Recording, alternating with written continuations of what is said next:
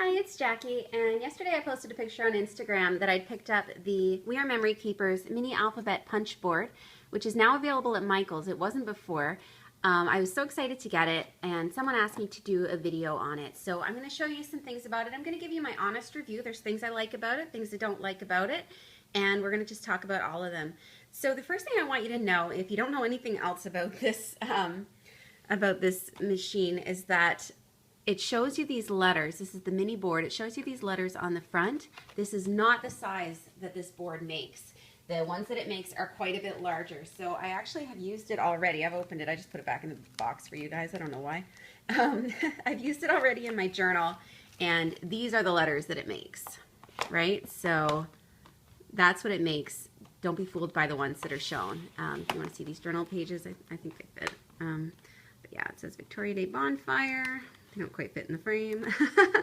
But yeah, I have used it, and I am having fun with it. I like this machine. So let's take a little bit of a look at it. So the letters that it does are 1.5 by 2.5. Just pop it out of the box. Here we go. Are 1.5 by 2.5 inches, and this little piece goes in here. And so I've pre-cut out a bunch of these here. So this is the size of just an old sheet of basic gray pattern paper. But the other thing it says it can do is it can cut out papers this size as well, and I'll talk about that. But yeah, it's made out of this nice plastic, and it's the same plastic that they used for the We Are Memory Keepers Precision Press. If you have one of these, I really like this plastic. It has like almost a rubbery feel to it that keeps it non-stick, and I find that helps when positioning the paper on this board. It has little sticky feet on the back, so there's what the back looks like. You can see the 3 punches. So when you set it down, it doesn't move around. It stays put. So that I think is a great feature.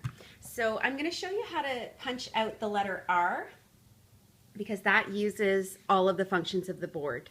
It comes with this handy little book that, because it is not intuitive how to make letters, it has pages to show you how to make every single letter. So you just follow the instructions. So we're going to do R. So we'll open up to that page. Let's see if we can get those both in frame. There we go. Okay, so the first thing we do is we take our little piece of paper. We've got a whole stack of them here. And the first thing you do is you use this hole punch. You line it up with the line, and you punch out a little hole. Then the next thing you do is you flip it, and you punch the same hole again. So you line it up with the same line, punch it down again, and now it has 2 holes. Now you put it on this trimmer. And this trimmer, like I said, the paper doesn't move on it. Once it's down, you just have to position it properly and it'll stay there. So you just push it up against this wall. And there are 3 tracks that you can put the knife in. So it goes, this is the knife. It has a little dot that goes in the track, and then it has the knife. So the knife always points upwards. So now I'm going to place it in the first track, which puts it in the hole that we just punched, and I'm going to slice it out. I'm going to put it in the second hole, second track, and I'm going to slice it out. So now I've made 2 slices. I'm going to put my knife away. If I can get it back in there. Oh, I think that's right. And now this piece comes out. And now you can start to see how it's starting to look like the letter R. Then next we use this punch that's like a divot punch. And again, you just line it up against the plastic here and give it a punch. And now we've got our little divot for the R. And then last, I'm sure you can guess, it goes in the corner rounder. So again, you just want to line it up with the 2 walls of the corner rounder, give it another punch, and there we have it, our perfect little letter R. So that is the first functionality of it. I think that's an amazing looking R. It's better than anything I could have made, like, you know, by drawing it out and try to cut it out. So I'm really pleased with that functionality of it. When we talk about cutting out, I'm going to show you next how to cut out paper if you don't have a paper trimmer. I used a paper trimmer to trim these out. If I didn't have a paper trimmer, then I would use a sheet of pattern paper I already had.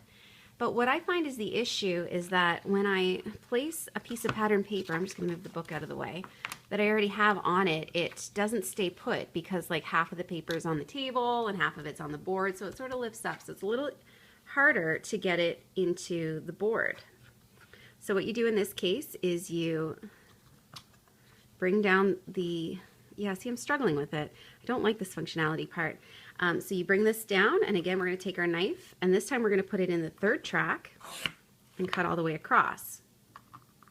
Then we lift it up, and there's a line that's marked here that's the 1/2 inch line, and we line it up here, and then somehow get this thing down without it moving because, again, half of it's on the table, so that's a little trickier. And then we put the knife in this final track that we haven't used yet, and see it's moved again already. Let me put it back in here. So yeah, I don't intend to use this functionality. I'm just going to use my paper trimmer, and you just want to trim it in there. And that will give you the sheet of paper that you need. That's the same size as the ones I cut out. Well, it's actually a little bit different. Huh. Mostly the same, and that'll let you cut out your letters. So if you don't have a paper trimmer, you can use this, but I don't find it very easy. And I think if it was a 12 by 12 paper, like this isn't even that big of a sheet of paper, I think it'd be even harder.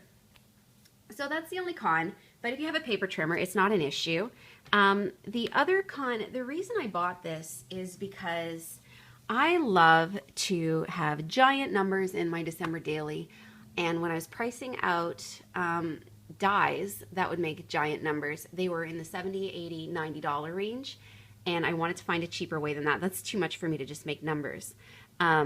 So that's why I picked this up. And that said, some of the letter forms in here are not my favorite, and it's especially prevalent in the numbers. But for example, the U and the N, I don't know, they're kind of minimalist. U and N, they're the same thing. But I like a little, you know, a little line at the side of my N, so I'm not thrilled with the U and the N. Well, the U's better, I think, but the N I'm not thrilled with. The letter V, okay, we don't use V very often, so it's probably fine, but this, I don't think that's a V. The numbers, the W is the only one that uses a larger size of paper, so if you're doing a W. Actually, I think M might use a bigger size too. No, the M, you actually take two ends and you tape them together. So again, that's a little bit cumbersome. Or you can use a larger sheet of paper. So for M's and W's, you need a larger sheet. I found also for the I found that too wide. I ended up just cutting a strip of paper. I didn't like how wide this was because the other letters are so minimalist. I didn't like the way that went in. Like if you want to look again at the pages I showed you, to fit on my page, I had to make it narrower, but even with the lines, I didn't think it fit into this minimalist font, the way the N is so minimalist. So for the I just cut out a straight line, and that was fine, and that was easy to do with this board.